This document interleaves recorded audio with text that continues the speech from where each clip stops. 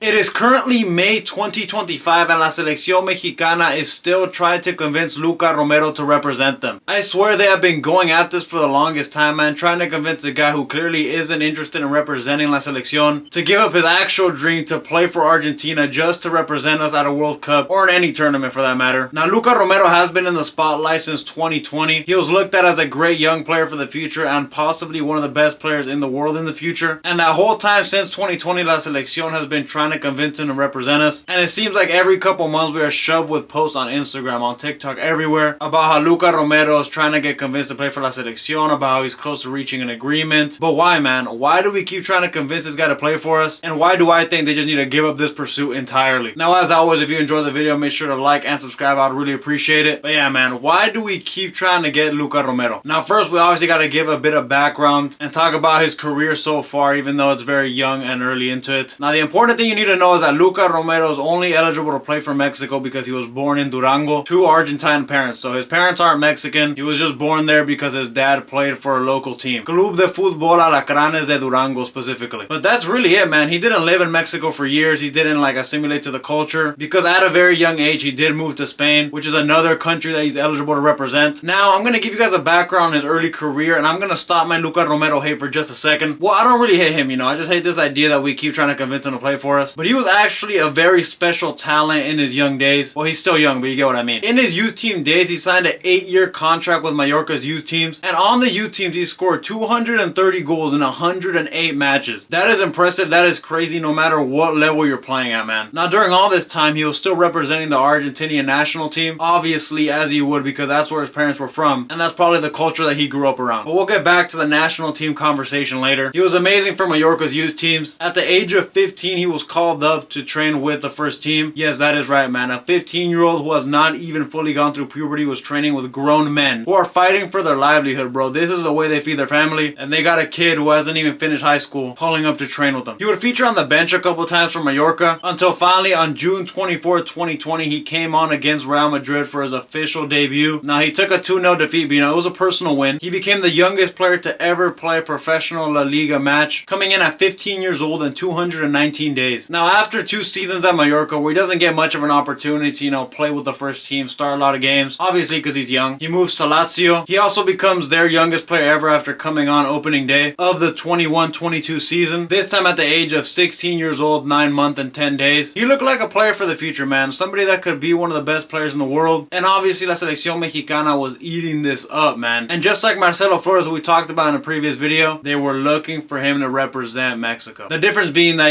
Marcelo Flores never said that he didn't feel a connection towards Mexico and that he had actually represented them before committing. Marcelo never really put another country to the side, but Luca Romero kind of did do that, which to me is enough to not want him to represent La Selección. But to be fair, at this time, he had played in La Liga, he had played in Serie A, and the argument could be made that, his talent was enough to really look past that. And it would be valid, if somebody's really good and is looking like he could be one of the best players in the world in the future, of course I would want him to represent La Selección. But it has to be a crazy amount of talent, bro. To really have me looking past the fact that he didn't really feel a connection towards Mexico, and he said that himself. But anyway, after a stint with Lazio, it only lasted 2 seasons. He only made 21 appearances, scored 1 goal. AC Milan picked him up July 2023 on a free transfer, which to be fair is a good bit of business on their part. Think about it, bro. You got what you think is a young star for the future for free. However, at AC Milan, he got basically 0 playing time. He was completely phased out of the squad and only played a total of 156 minutes in his first year. And then after that, he got sent out on loan. And even though he played more, the loan wasn't successful in my opinion. He still only made 16 appearances and played under 500 minutes. But I guess at least this time he had 3 goals to show for it. And this right here leads to another loan move to Alaves in La Liga, a top 5 league. However, the same old story repeats himself, bro. He seems to be phased out of the squad. He doesn't get opportunities. And it's a little weird when it happens once, bro, but this seems to be a constant trend with him, which isn't really a good sign. And then finally, bro, we're at the present day where what happens? After all these failed European stints, he proves that maybe he does have a bit of Mexican in him. And on January 18th, 2025, he signs for Cruz Azul. The most Mexican thing you could do, bro. Fail in Europe and then go Liga MX. He signs on a 5-year contract for $3.3 million. And that's where he is now. He's doing fine. He's getting more minutes than he did at his other clubs, but that's not very hard to do. He's actually already racked up more minutes this season than he has at any other club throughout any other point in his career. But anyway, with this move to Cruz Azul, he now plays in Mexico, bro. And you know what that means? La Selección Mexicana has gotten more desperate to have him represent us. He's no longer close to being on the radar for the Argentinian national team. And with the World Cup 2026 coming along, and him, you know, wanting to fulfill his dream to represent anybody there, La Selección is trying to take advantage, you know, and get him to commit to them. And I'm gonna be 100% honest with you guys, I do not think we need him. He doesn't even have the plays in Europe argument that he used to have. He's literally just a young player in Liga MX now, and we gotta judge him like that, bro. We gotta forget about his failed stints in Europe and just look at the reality of the situation. I would say he's not even a top high performing young player in Liga MX. If I were to name some off the top of my head right now, I would take Efrain Alvarez over him. I would take Gilberto Mora over him. Yael Padilla, Isaías Violante. And that's just the young players, bro. That's not even counting the senior players, who he's obviously not better than, bro. What are you gonna do? Take him over Julián Quiñones? Take him over Chino Huerta? No, bro. He's fighting for spots with these players, and I don't think he's better than them. And not only is he not really an improvement on what we have right now, he himself has said that he doesn't feel a connection towards Mexico. At the end of the day, bro, he's Argentinian. And even with him being Argentinian, if it came down to it, he'd probably represent Spain instead of us too. Which, you know, there's nothing wrong with that, bro, but I just don't want us begging for him. There's no reason why he should be considered. He might take his chance, you know, with Mexico, a higher chance of going to the World Cup, but that's basically just using the national team, and I don't agree with that at all. These are the type of dual nationality players, man, that we should not be chasing after. The spots need to be for players that are 100% committed, and the federation shouldn't have to beg a single player to represent them. They have to do it because they want to, man, and that's the beauty of international football. But that really is my take on it. As always, though, let me know what you guys think. Would Luca Romero even be an improvement on what we have right now? As always, guys, if you enjoyed the video, make sure to like and subscribe again. I'd really appreciate it. Peace out.